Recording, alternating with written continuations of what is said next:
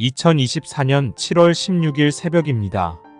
하나님의 말씀은 시편 119편 28절에서 31절입니다. 나의 영혼이 눌림으로 말미암아 녹사오니 주의 말씀대로 나를 세우소서. 거짓 행위를 내게서 떠나게 하시고 주의 법을 내게 은혜로이 베푸소서. 내가 성실한 길을 택하고 주의 규례들을 내 앞에 두었나이다. 내가 주의 증거들에 매달렸사오니 여호와여 내가 수치를 당하지 말게 하소서. 하나님 말씀을 증거하겠습니다. 오늘 본문 28절에 보니까 그 영혼의 그 눌림이 있는데 영혼의 눌림을 해결하는 것은 하나님의 말씀이라고 나오죠. 또 29절에 보니까 이 거짓 행위에서 떠날 수 있게 될 수 있는 그 원동력, 그 힘도 말씀에 있다라고 나오고, 또 이렇게 30절에 보니까 성실한 길을 걸을 수 있는 것도 하나님의 말씀이고, 31절 수치를 당하지 않도록 나를 지켜주는 것도 말씀이다라고 하는 것입니다. 곧 이렇게 말씀 붙들고 살게 되면 승리하는 삶을 살 수 있다라고 하는 거죠. 어떤 꽃을 주제로 시를 쓰는 시인이 이제 꽃을 보면서 이렇게 질문을 해 들어갑니다. 자네는 지금 최선을 다해서 꽃을 피우고 있는가? 정말 최선을 다해서 자네는 향을 내고 있는가? 그랬더니 꽃이 그렇다 이렇게 답을 했대요. 그러면서 꽃이 오히려 그 시인한테 질문을 하더랍니다. 그러면 선생님은 당신의 인생을 정말 최선을 다해서 살고 계십니까? 자기가 했던 그 질문으로 역공을 당한 거죠. 막상 자신이 그런 질문을 이렇게 바꿔보니까 그렇지 않은 그런 모습이 많이 보였다고 하는 것입니다. 많은 사람들이 인생의 그 50% 정도만 꽃을 피우면서 살아간다고 합니다. 그 이유 가운데 가장 큰 이유는 뭐냐면 그 핑계 때문이다라고 하는 것이죠. 뭐 어려워서 또 뭐 힘들어서 내가 일이 있어서 못했다 이런 핑계들 때문에 삶에서 온전한 열매를 맺지 못한다라고 하는 것입니다. 주변에 그 열심히 살아가고 성공하는 그런 사람들을 보게 되면 그들의 삶에는 힘든 일이 없어서 그런 승리하는 성공하는 삶을 살았던 것이 아니죠. 그들도 똑같이 힘든 일이 있었다라고 하는 것입니다. 그럼에도 불구하고 극복했기 때문에 그렇게 열매를 맺어갔다라고 하는 것이죠. 그리고 이렇게 극복한 이 과정을 듣게 되면 그 엄청난 어떤 자극이 있어서 극복한 것이 아니고 보면 그 짧은 말 한마디로 그 인생이 바뀐 그런 경험들이 많다라고 합니다. 식당을 이렇게 운영하는 어떤 젊은 성공한 사장이 있었는데 그분이 이제 그 전에 직장에서 이제 억울하게 쫓겨났다고 합니다. 그래서 낙심이 돼가지고 노숙자들과 함께 한 이틀 정도 있었대요. 근데 그 노숙자 가운데 나이가 지긋한 어떤 한 사람이 그에게 온 것입니다. 그래서 와가지고 이제 이렇게 말을 하더라는 거죠. 노숙자 가운데 사지가 이상한 사람은 거의 없네. 다 정신이 무기력해서 그런 거야. 그런데 당신도 우리와 함께 일주일만 있으면 우리하고 똑같이 돼. 절대 여기서 못 나가. 평생 우리처럼 당신도 이렇게 살 건가? 그 말 한마디에 정신이 바짝 든 거죠. 그래서 일단은 그 막노동이라도 하려고 공사판으로 갔다라고 하는 것입니다. 그러니까 그 말 한마디가 그 사람의 인생의 전환점이 된 것이죠. 오늘 이 본문을 보게 되면 시편의 기자는 정말 무기력한 상태입니다. 뭔가에 막 이렇게 눌려 있죠. 그래서 주님께 요청합니다. 제발 제가 정신 차릴 수 있는 말씀으로 나를 좀 세워달라고 부탁하죠. 정신이 좀 번쩍 드는 그런 말씀으로. 그 성경 그 누가복음을 이렇게 보게 되면 주님의 십자가에 못 박히고 소망을 찾을 수 없었던 그 제자들 가운데 엠마오 마을로 가는 두 명의 제자가 나옵니다. 그들은 실망과 절망으로 가득했고 주님이 말씀하셨던 그 사명의 길이 아니라 잘못된 길을 걷고 있었던 것이죠. 그때 주님이 그들을 다시 회복시킨 것은요, 이 말씀이었어요, 말씀. 그래서 그들이 이렇게 고백하지 않습니까? 누가복음 24장 32절입니다.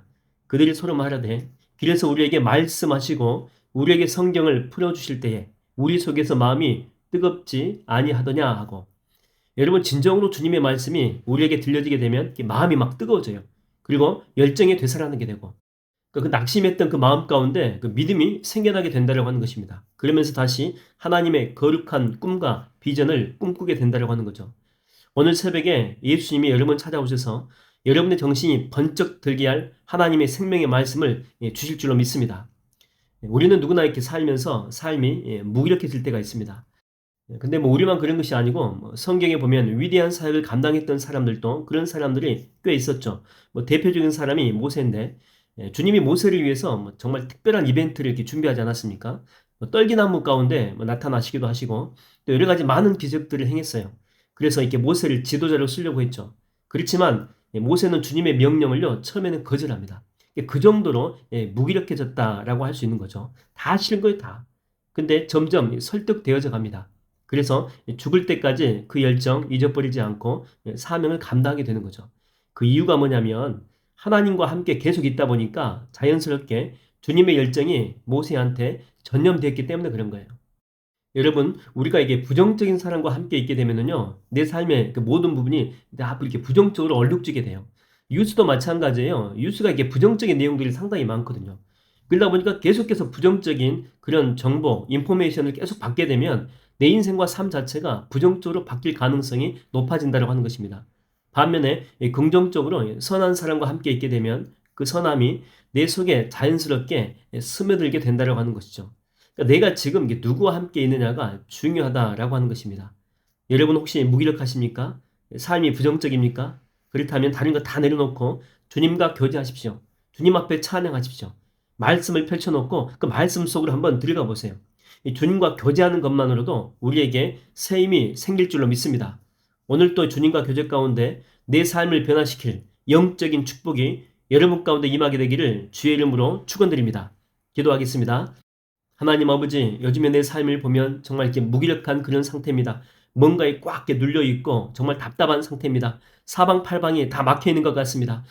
그래서 이 시간 하나님 아버지 그 생명의 말씀으로 그 능력과 권세의 말씀으로 다시 저를 일으켜 세워주사 하나님의 비전을 꿈꾸게 하여 주시고 하나님의 소망을 내 가슴속에 품게 하여 주셔서 다시 일어서게 하여 주시옵소서. 믿음으로 서게 하여 주시옵소서. 십자가의 길을 걷게 하여 주시옵소서. 하나님, 내 주변에 부정적인 것들이 많다 보니 자꾸만 나쁜 영향력이 내 속에 있는 것 같습니다. 이 모든 것들 다 불태워 주시옵시고 성령 하나님과 동행함을 통해서 이 땅 가운데 승리하는 삶을 살 수 있도록 내 속에 성령 충만으로 강력하게 주장하여 주시옵소서. 감사드렸고 예수님의 이름으로 기도하옵나이다. 아멘.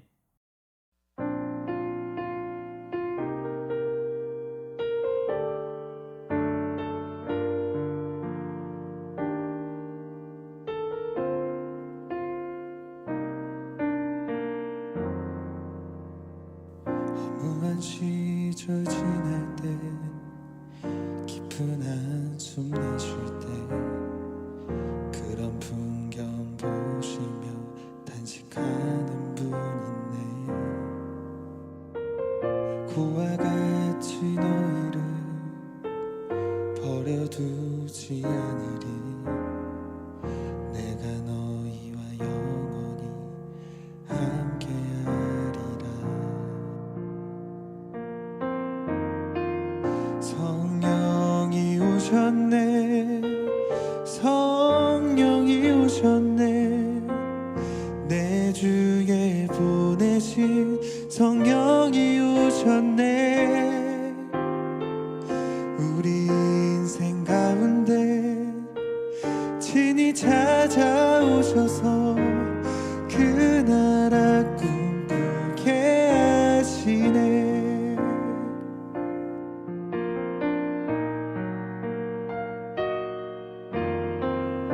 억눌린 자 갇힌 자 자유함이 없는 자 피난처가 되시는 성령님 계시네.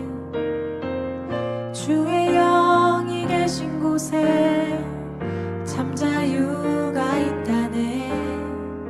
진리의 영이신 성령이 오셨네. 성령이 오셨네.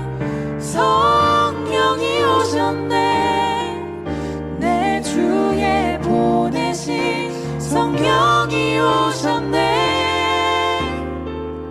우리 인생 가운데 친히 찾아오셔서 그 나라 꿈꾸게 하시네. 성령이 오셨네. 성령이 오셨네. 내 주에 보내신 성령이 오셨네. 우리 인생 가운데 친히 찾아오셔서 그 나라 꿈꾸게 하시네. 성령이 오셨네 성령이 오셨네 내 주에 보내신 성령이 오셨네